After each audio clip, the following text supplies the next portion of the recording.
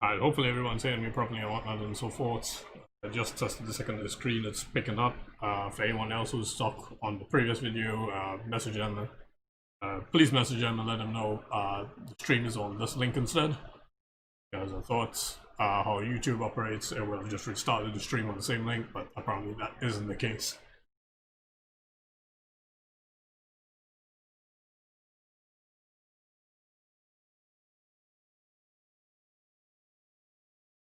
Alright, so let's start. Good afternoon everyone, and today's lecture is going to be on the start of the Fourier Transform. So in last week's lecture in particular, we watched how the Fourier series was used with respect to periodic signals. But in observing the Fourier Transform, we use this in particular for aperiodic signals, meaning signals that are not periodic in nature. And the importance of this is such that, whereas we saw in the Fourier series, it helped us identify harmonic frequencies and the magnitudes of these frequencies, as well as their Fourier components and so forth.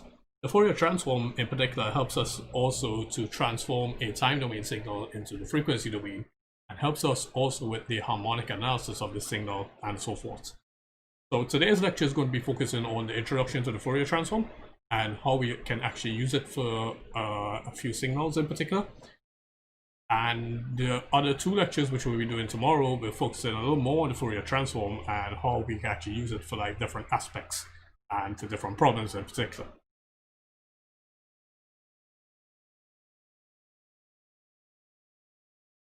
So what we've learned so far is that the Fourier series here, so far it only applies to periodic signals. But the Fourier series to be applicable, or for it to exist in similar terms, there are some conditions that need to be met before we actually can apply the Fourier series to any particular signal. And these conditions are referred to as the Dirichlet Conditions. So the first condition is that the entire continuous time signal must be absolutely integratable over one period. So once we know that the period of the signal is t, but that entire time span from 0 to t or t to 2t or whatever it is, the entire signal must be able to be integrated with respect to that time span being your periodic time. For any finite time interval, with respect to your second condition here, you have a finite number of maxima and minima.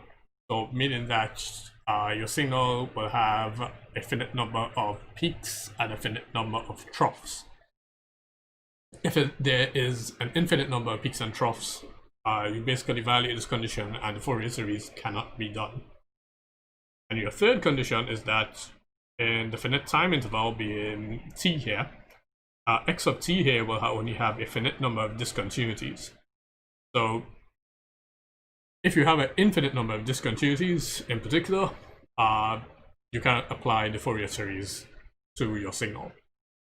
So you need to make sure that all these three conditions here are satisfied in order before you can actually apply the Fourier series to any continuous time signal. Once any one of these three conditions here are violated, you cannot apply the Fourier series to any of your continuous time signal, and as of such, you'll be moving on to applying it using the Fourier Transform instead to get its frequency domain representation. So the question now that is posed there is there a Fourier series that will exist for any non-periodic signals that may observe the Dirichlet conditions as well? So basically, in mathematical terms, once you have a non-periodic signal, we tend to treat that such that the signal has an infinite time period. So as of such, you let capital T here tend towards infinity. And because we know omega naught being the natural frequency is equal to 2 pi f, and f is equal to 1 on t, you'll get 2 pi on t here.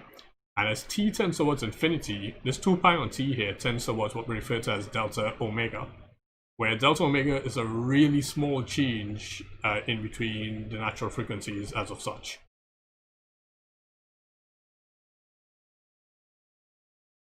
Now, we also observed from the Fourier series that when we did the harmonic analysis, with respect to it, each one of these harmonics here was separated by omega naught. So such that this would have been at 0, this would have been at omega naught, this one here would be at 2 omega naught, and so forth.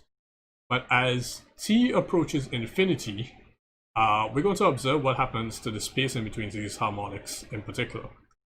And for our explanation here, let's just assume that all the harmonics have the same amplitude to observe the effect a little more simpler. So as t tends towards infinity, the space in between the harmonics here, it will tend to decrease, such that it will keep on decreasing until we obtain a flat line here with a constant amplitude. So remember, that would mean when omega naught would have been tending towards delta omega, where delta omega is the spacing in between these harmonics. And because delta omega is really small, that means the space in here in between each of these harmonics here is going to be extremely small as t approaches infinity. So as t approaches infinity, each one of these harmonics here now just basically contributes towards a flat, continuous line here with a constant magnitude with respect to the axis here being omega. Mathematically, that means that for k omega naught, where k represents each instant of these harmonics here, this approaches towards a continuous omega because of this flat line that we obtain here for the limit evaluation. Because whereas these instances here of each harmonic was discrete in applying the limit, we end up getting a continuous frequency of such. So that's why k omega naught here tends towards omega.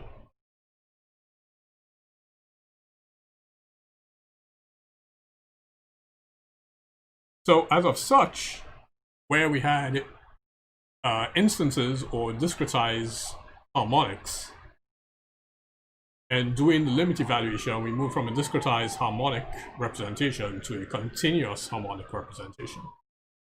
And once we apply these limits here accordingly into the Fourier series equation, for our x of t here using the complex exponential form, and we apply it in for the x of t equation here and the c of k equation here representing our complex exponential component. And all these limits that we just now observed here, we substitute this into the c of k equation. What we see here is that c of k will approach such that it will go delta omega divided by 2 pi in between the integral of positive infinity and negative infinity of x of t e to the minus j omega t instead, with respect to dt. And then we can move across this delta omega here onto the left hand side, and we can say ck divided by delta omega here equals to capital xj omega. And once we have this form of the equation here, and we say this is equal to xj omega, this is what we actually refer to as the Fourier transform of x of t.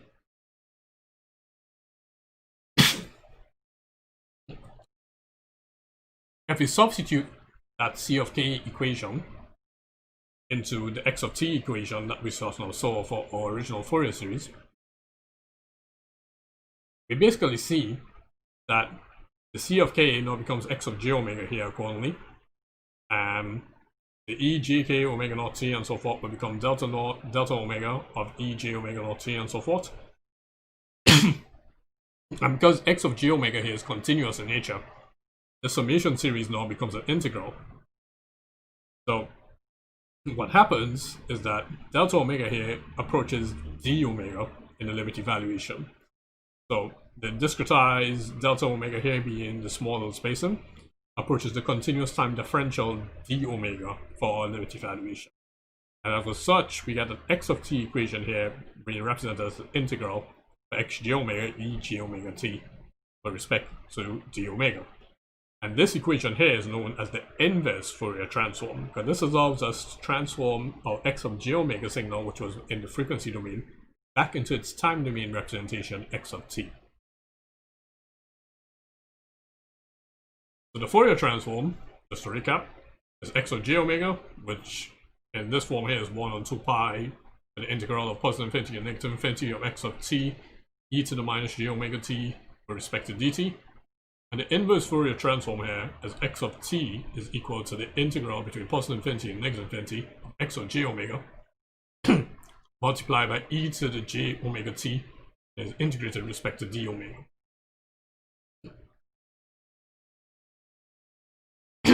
Because that 1 and 2 pi is a constant between the Fourier transform and the inverse Fourier transform, you actually can exchange these accordingly with respect to each one of these transforms once you're applying them.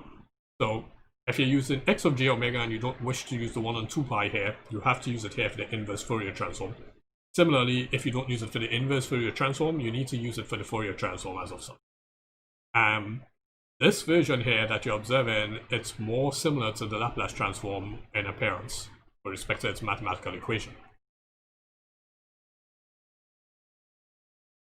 So if we compare the two, we basically see that we have the integral forms here, but for our Laplace evaluation, the limit goes from 0 negative to positive infinity, whereas for our Fourier transform evaluation, the limits go from negative infinity to positive infinity. The x of t is in the same place accordingly, and we have e to the minus st here dt for the Laplace transform, but we have e to the minus j omega t dt here for Fourier transform. So it's similar to such that in modifying the Laplace equation here, we change the integral limits to negative infinity instead of 0 negative. And the e with the s here will just transform to j omega, where we can just basically say s is equal to j omega here. The reason why you can move the 1 and 2 pi around like that is because when you actually apply the integral limits and so forth, the 1 and 2 pi is basically unaffected. It just becomes a multiplicative factor. So it's unaffected by the integral, and it doesn't really make much of a difference with respect to where you're actually applying it in the transform, because if you multiply it in the x of j omega part, it comes like you don't have to multiply it in the x of t part, and vice versa as of such. So it's just basically treated as a constant because of that 1 and 2 pi. In some mathematical textbooks, they don't bother with the 1 and 2 pi at all. But it's pretty much understood that, yes, when you actually do the integral evaluation and so forth, you want to get that 1 and 2 pi accordingly. So it's just because it's a constant, you can move it around accordingly with respect to each one of those transforms. So if you use it in the Fourier transform, you don't have to use it in the inverse Fourier transform. But if you use it in the inverse Fourier transform, you don't have to use it in the Fourier transform. And like I said, it's just because it's a constant. So in watching the comparison here between the two, please note that the integral limit here for the Laplace transform and the Fourier transform is actually quite important, because the Laplace transform, the lower integral limit goes from 0 negative, but for Fourier transform, it goes from negative infinity. And this actually is quite important. Alright, so I don't know. Right, so the reason why this is important is because in the Laplace transform, because we start at 0 negative here, this actually indicates our initial conditions. However, for the Fourier transform, because we start at negative infinity, that means the Fourier transform typically does not have any initial conditions to begin with, because it basically covers the entire time frame that you can think of from negative infinity to positive infinity.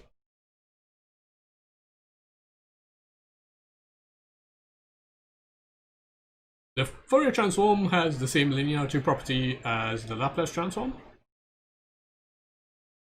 such that if you have x1 transform into x1 here with respect to j omega, and x2 doing the same thing for x2 j omega, any scalar multiples and additions as of such also transfer across, where you just change t to j omega accordingly as of such, because a and b here will just be constants.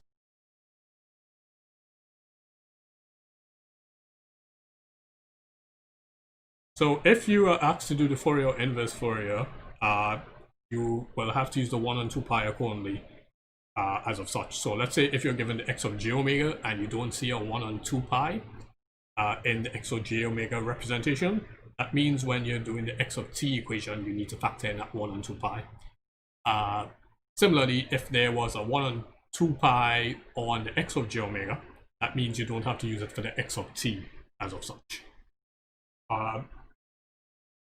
It's basically when you do get an x of j omega or x of t representation, the 1 and 2 pi factor is basically seen quite literally, so you'll know whether to use it or not with respect to the transform. If for some reason you do happen to figure it out, that's okay. You might just probably only lose like 1 mark, because that 1 and 2 pi, like I said, is just basically a constant, and the rest of the answer is going to be correct. So you won't be penalized very heavily as of such if you just forget that 1 and 2 pi, because like I said, it's just a constant.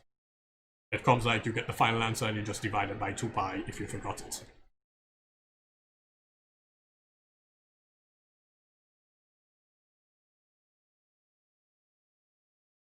So for time scaling in the Laplace transform, if we had x of at here, when it transformed here, it went 1 on a x of s divided by a. And similarly, for the Fourier transform, it's 1 on a x of j omega divided by a. So this is like similar to if we substituted s here equals to j omega. In time shifting, it's the same story as well, because the s here also transforms just to j omega here as of such. So if we had x of t minus t naught, it's just an exponent form here, multiplied by x of s, and all the s's here from the Laplace transform just transfer to j omega here as of such. For frequency translation, it's similar as well. If we have e to the negative exponent here, it transforms to x of s plus a, so this will be x of omega plus omega naught. And if we have a positive exponent, being e to the at here, this is going to be transformed to x of s minus a. So this will just be omega minus omega naught as of such. In time differentiation, and this is important when you're solving differential equations, we saw that when we did the Laplace transform, we had to factor in our initial condition, and that was because of the integral limits for the Laplace. But we just now observed it such that it went from 0 negative to positive infinity. So this is why we have this x 0 negative here. But when you're dealing with the Fourier transform, because you go from negative infinity to positive infinity, there are no initial conditions present when you're solving differential equations. So it comes like you just have the sx of s here, and you just substitute s here equals to j omega, and you don't have any initial conditions, so you just leave it out equally for the j omega representation here. Alright. So let's actually start observing some properties of the Fourier transform for some of our standard signals. So let's say we have our infamous unit impulse here for x of t, and we want to find the Fourier transform of this by actually applying it into our integral equation. So we see here that we're going to be integrating this unit impulse here in between negative infinity and positive infinity, multiplied by e of j minus j omega t with respect to dt. And if we recall the shifting property of the unit impulse, which basically carries the same integral form here, what we realize here is that when this impulse multiplies by this exponent here, this impulse basically just represents the instantaneous value at the time that is designated at. So this exponent here, basically, we don't really have to worry about this anymore. So this comes like we just be doing the integral here between positive infinity and negative infinity of delta of t. And we also know that in integrating the unit impulse, because of its mathematical property, the area under the impulse is going to be 1. And the integration is basically representing if we conducted the area underneath a curve. So in evaluating this integral here for our unit impulse function, the Fourier transform of the unit impulse resolves to just a flat line here with a constant magnitude of 1. So this brings us to some important properties of the unit impulse. Because in the time domain, this is just basically an instance in time, and when we transform it into the frequency domain here, being omega, there's a flat constant magnitude of 1 here accordingly.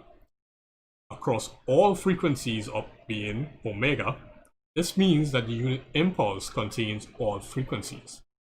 And because it contains all frequencies, this actually is quite important for system response testing. And this is quite an important fundamental for your board plot as well, because The bold plot basically represents the frequency response of your system, and how this is actually conducted is by actually subjecting your system to an actual unit impulse, or something close enough to it practically. So in subjecting your system to all frequencies, being the impulse there, we get a frequency response of your system accordingly to see, okay, your system responds for these particular frequencies and it does not respond for any frequencies outside of these frequencies as of such. So keep in mind that in troubleshooting any system that you may encounter, the most simplest test you can ever do is to do an impulse test. And as we've seen in a few previous lectures, the purpose of doing the impulse response for a system is to obtain the frequency response of the entire system.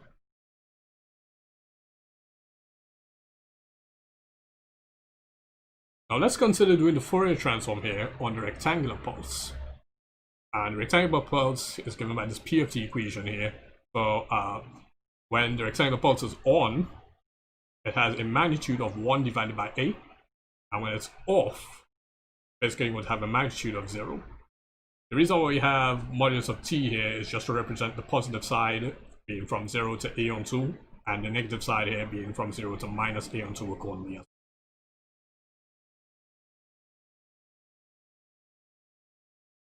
Now, there's a lot of fancy mathematics we can do with respect to the rectangular pulse and to try evaluate it and so forth. There are a lot of textbooks, there are a lot of mathematical websites that explain how to do the math and so forth for this with the expected integration. But the simplest form that you're going to be using, because it's engineering and we don't have to do a host of the fancy mathematics when it comes to the rectangular pulse, is such that when you actually get the Fourier transform of this resolves to sine omega a divided by 2 here in the brackets, divided by that same component it's bracketed by the sine. So that's going to be divided by omega e divided by 2. And this representation here, when you have sine of x divided by x, is what we refer to as sinc. So the shorthand version to write this is sinc of omega a divided by 2. And just remember, this is going to be sine of x here divided by x as of such, where x is the contents inside the brackets.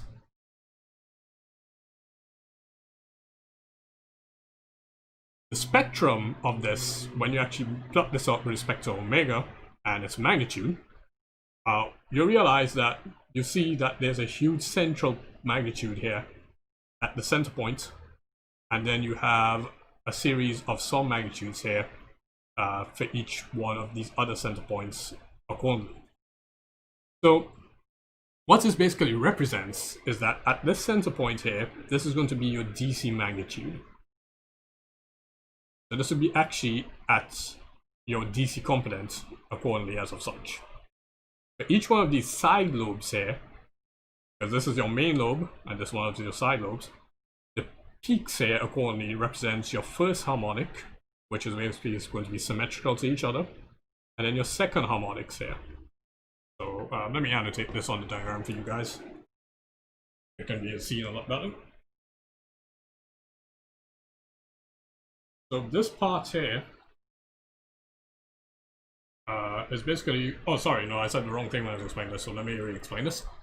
This part here being your main lobe is going to be your magnitude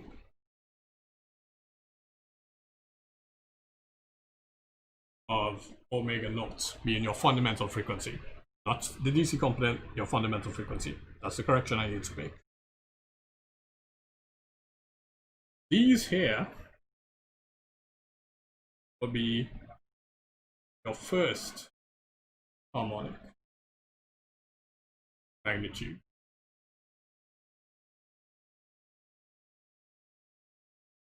And then this one here and here, that's your second harmonic magnitude.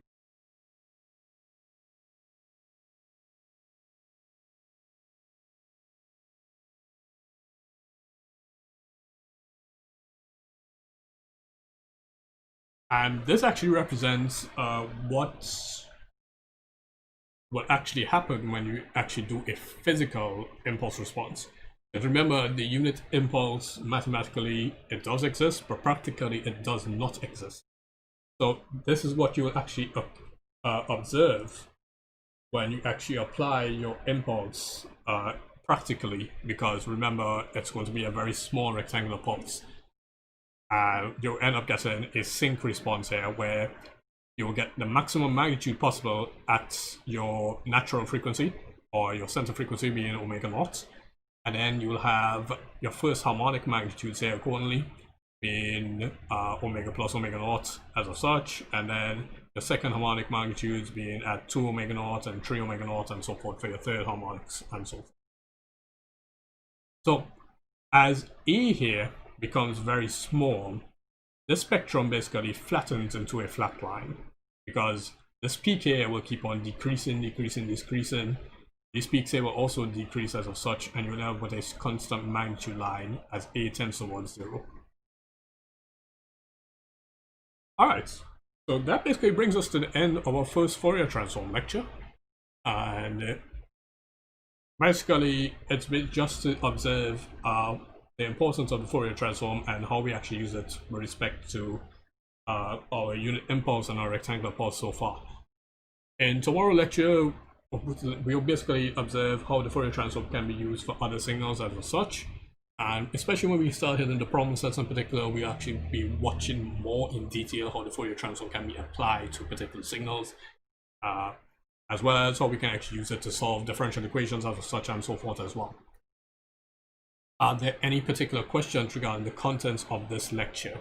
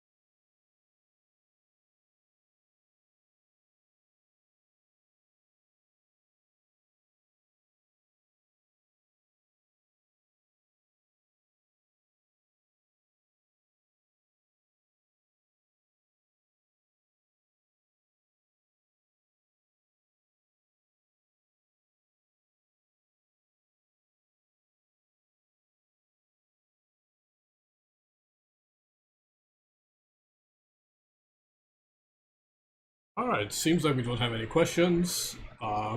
So that basically brings us to the end of this lecture. And before you guys go, I actually have to give you a little bit of information on your midterm.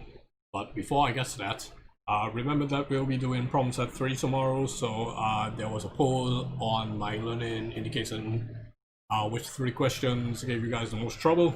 So please make sure to vote on the poll before 6 p.m. today to indicate which questions give you guys the most trouble, so we can attempt those live in particular for the problem set as of such. And we'll be doing that problem set after we do those next 2 Fourier transform lectures in particular. Now, with respect to your midterm, your midterm has been scheduled for Tuesday the 3rd of November, and it will be running from 8 a.m. to 8 p.m. There will be 3 questions on the midterm, and like I said before, any material up to the end of the first 14 lectures will be tested on the midterm. The submission period for the midterm would start from 9 a.m. on the same day, and it will close at 8 p.m. sharp of that same day. So please ensure that you're getting your submissions before 8 p.m. on that day. PDF files will only be accepted on the submission portal or via any other arrangements that have been made accordingly for people who do not have access to my learning. The maximum file size for that PDF is going to be 20 megabytes. Details on all of that will follow on my Learning as such and a forum post as to how to make sure that your submission needs to have clear, high quality resolution photographs, and then you also need to be in focus and lighting conditions and no occluding shadows and so forth. For students who don't have access to My Learning, please make sure that you email me immediately so that arrangements can be made for the exam to be sent to you via email. And for only these students, you will get specific instructions as to how you will be submitting your submission to me.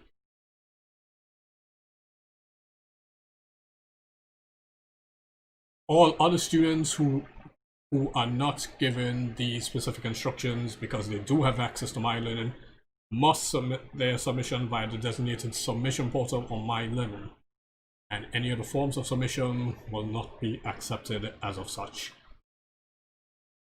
And answering one question that was asked last week, students will be allowed to use OneNote or any other compatible software if they wish to use an electronic stylus to write the solutions on their device, instead of writing the solutions on paper with ink and taking photographs. In doing so, only handwriting will be allowed. Any typewritten content will be disregarded for marking. These have been the instructions set by the first examiner, Dr. Bodine, and he has specifically indicated that only handwriting will be allowed. No typewritten content is to be allowed.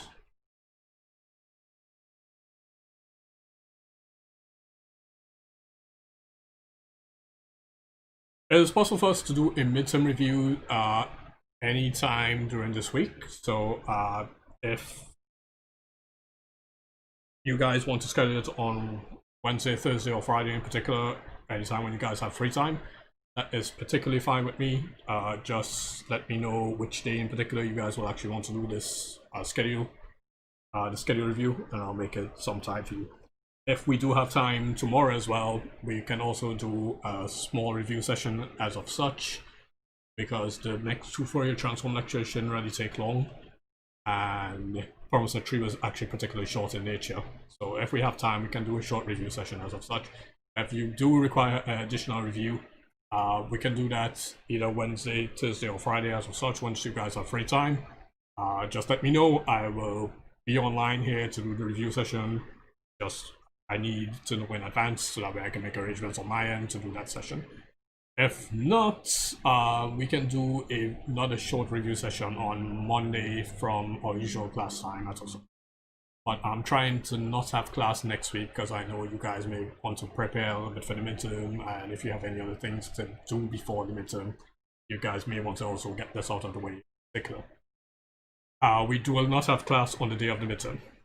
In particular, I'm trying not to have class that entire week, but if it really comes to it, we will have, like, if we can't get a review session scheduled this week, we will have to do that review session immediately on Monday from 4 to 5. So I'll leave it up to you guys to organize if you can get a free time slot somewhere from Wednesday to Friday, and just let me know via email in advance, that way I can make sure I'm here and I don't have to anywhere to go and so forth, and I can sit down and do that review session with you guys online.